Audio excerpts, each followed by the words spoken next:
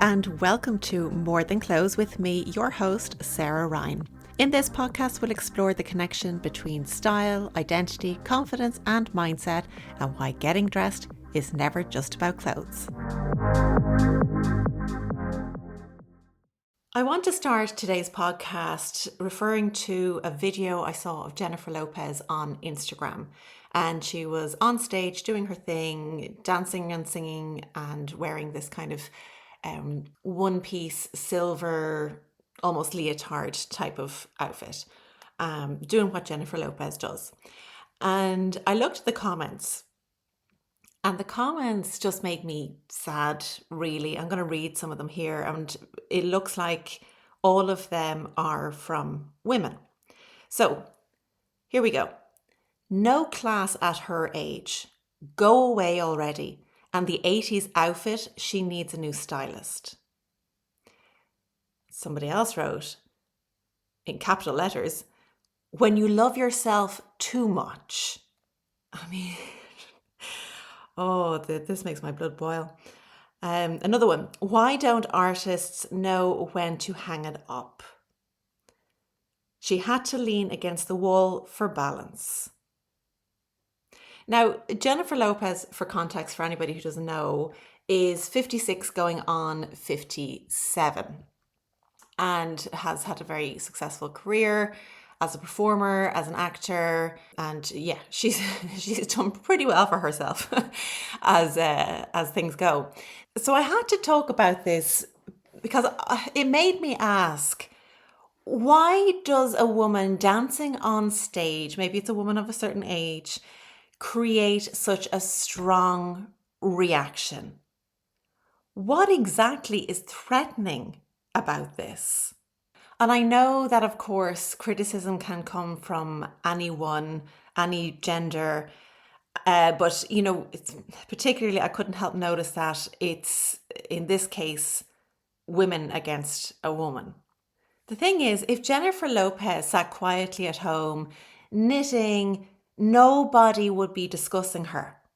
The criticism is often triggered by a woman's visibility. And a lot of my clients struggle with the idea of being visible. Oh, I don't want to be standing out. I don't want to kind of have people looking at me. I just want to go under the radar. But I think it's really worth asking why. Is it because it triggers something in us when a woman is visible? Maybe too visible. So I just want to get into this because it just might trigger something for yourself, in that if you've ever said to yourself, oh gosh, I can't wear that because it's too much. I did discuss that in another podcast, but I think it's worth diving a little bit deeper because it has such a hold over people. It really does. When it comes to wearing things that we would love to wear, but we don't allow ourselves to, this is part of the problem, and I think it's really worth discussing. So historically, I mean, women have been conditioned to play it small and keep us in a place of never really being able to get it right. I refer back again to that wonderful monologue in the Barbie movie where it's like, be pretty but not too pretty, wear makeup but don't wear too much makeup. It's this constant contradiction that leaves us going, you know what, I'm not even going to try because I can't get it right. But if we flip the script and say, you know what, I'm damned if I do and I'm damned if I don't, then feck it, I'm just going to do it anyway. As women, we've also been conditioned to believe that there is limited space. We have to kind of compete to be beautiful, to get attention, for success, for visibility, for influence. And if we're in that mindset of scarcity, when resources feel scarce, then comparison increases, competition increases, and therefore criticism increases. If we can put somebody else down, theoretically, it gives ourselves a better chance. So subconsciously, it becomes, if she's winning, what does that mean about me? What we really should be saying is, if she can do it, maybe I can too. Sometimes when some women see other women doing things outside the norm, being visible, being very successful, being demonstrating her intelligence, that can hold up a mirror to ourselves that we just don't want to look in. So often what annoys us in others, it reveals something unresolved in ourselves. If somebody else doing something, wearing something has made you react with criticism, just sit with that a little bit and ask yourself, ooh, does that actually mean something about me? It's worth looking into. For example, let's say one of these women who were criticizing Jennifer Lopez for being too old to wear something, would she ever give it up and, retire? We have to look at what's underneath that, what's going on there. Maybe there's a fear of aging. That woman is getting older and maybe that's making her realize, gosh, what have I done with my life? What have I not done with it? Maybe it's a fear of judgment. If that person is sitting at home typing these kind of nasty comments online, they are definitely not going to be the person wearing the loud outfit. They are going to be the ones that are playing it really safe, really small, because they know that judgment comes with visibility because they are the ones judging. There might be regrets about their own choices in life, anger at the opportunities that she didn't take. So the criticism isn't really about Jennifer Lopez. Jennifer Lopez simply became the screen onto which the fear was projected. Let's talk about the tall poppy problem for a second. So many women, unfortunately, we've been socialized to stay likable, just palatable, not too loud, not over the top, not too much. So when another woman becomes highly successful or highly visible, highly expressive, it creates discomfort, not because she's doing anything wrong, but because she's breaking an unspoken rule that says, don't make the rest of us uncomfortable by standing out. And that's just not fair. So just why are some women, I want to be sure that it's some women, not all women, of course, and by the way, it's some men as well, why are some people policing other women? And this is where it gets really interesting. Many women don't even realize they're enforcing rules that they never created. They never subscribed to these rules. No one got together and gave them a list and said, these are the rules. No. These messages have been passed down through generations. It is deeply ingrained in who we are. Things like dress for your age, don't be too confident, don't be too loud, don't be too ambitious, don't be too sexy, don't be too visible. You could use the opposite of those words, of course. Don't be too quiet, don't be lazy, don't be a plain Jane, don't be a wallflower. Again, really hard to find the right way to be a woman. But women become the messengers of these rules that were made originally to restrict women. And that is worth sitting with. Why are these rules in place? Who came up with them? And to what end? What was the purpose of having these unspoken rules? Maybe the real trigger here, or the thing that upsets people, is actually more about permission. Sometimes a woman living boldly creates discomfort because she is exercising a freedom we haven't given ourselves. So, for example, if I have convinced myself that at 55, I need to become invisible, right? You're of a certain age. That means you dress a certain way, you start to disappear.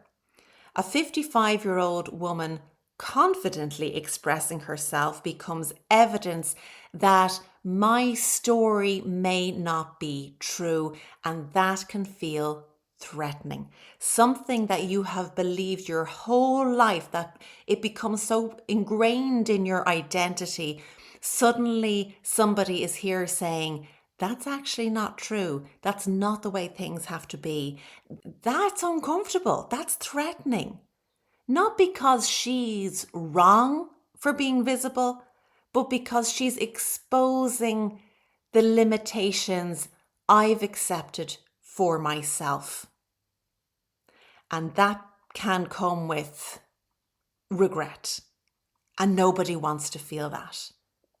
Now, it's not just Jennifer Lopez that has obviously received this kind of criticism online.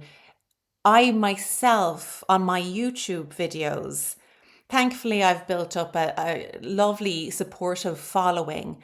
But now and again, one of my most recent videos where I shared some vintage finds that I picked up in Italy, and I shared them online. One person simply wrote, awful. Now, I laughed at that, but at the same time, it did hurt a little bit. I've had many people making personal comments on my YouTube videos about me. It's important to note that this is happening all the time, unfortunately, very much across social media. But what this actually demonstrates is that visibility attracts judgment. If I never started a YouTube video, if I never started a podcast, if I sat home quietly in front of my computer and never took a chance, then I would decrease the possibility of people taking opportunities to make judgments about me. Would that make me happy? No, I can tell you it wouldn't. I'd be still thinking about that business I should have started and, the opportunities that I should have taken. But you could ask, why do people spend time writing nasty comments? What need is being met by them doing this? What does their behavior tell us? Well, I can tell you this for certain. Most happy and fulfilled people aren't spending their evenings sitting at a computer or on their phone attacking strangers online. If people are passing judgment, if they're taking the time to write these nasty comments, you can bet your bottom dollar that they are not fulfilled, they are not happy. Now, they would argue with that, of course. But think about it. If you are one of those people who do not write these kind of comments online, you're probably a more fulfilled person. You're probably a happier person. So instead of asking, why are people criticizing me? And by the way, put yourself in this situation, if you've been wanting to wear that thing, wanting to really express yourself authentically, instead of asking, why are people criticizing me? Ask, what might my visibility be activating in them? Now, don't get me wrong, this doesn't excuse bad behavior. I think it's a nasty, ugly, poisonous thing to have inside of a person, that they have to write things online like this about other people. But it stops you making their reaction mean something about you. These comments don't mean something about you. Those comments that those women wrote about Jennifer Lopez don't mean something about Jennifer Lopez. It's simply a reflection of what's going on for themselves. So perhaps the reason some women criticize other women, maybe it isn't because they're being cruel. Perhaps it's because they're carrying fears, limitations, and beliefs that they've never questioned and they have held themselves back. The danger comes when we allow their fears, to become our own.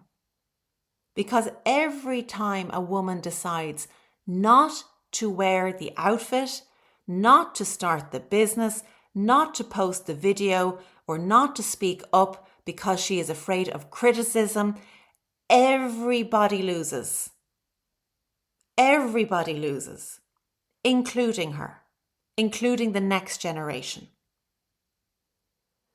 I think that was worth touching on again because I see it in my clients all the time, this fear of being visible, this fear of being judged.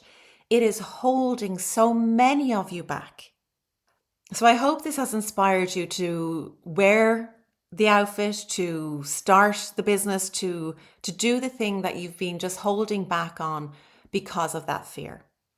If you want to apply to work with me on developing your style using my method where I look at identity first, then expression, so we still do the colors, we still do body shape, all of that kind of stuff, and then learning how to do it intentionally, book a clarity call and we can see if it's the right fit for you. You can also join my community, the Identity and Style House. All the links you need are down below. Thanks so much for listening today. I hope you come back next time and I'll talk to you again soon. Take care. Bye bye.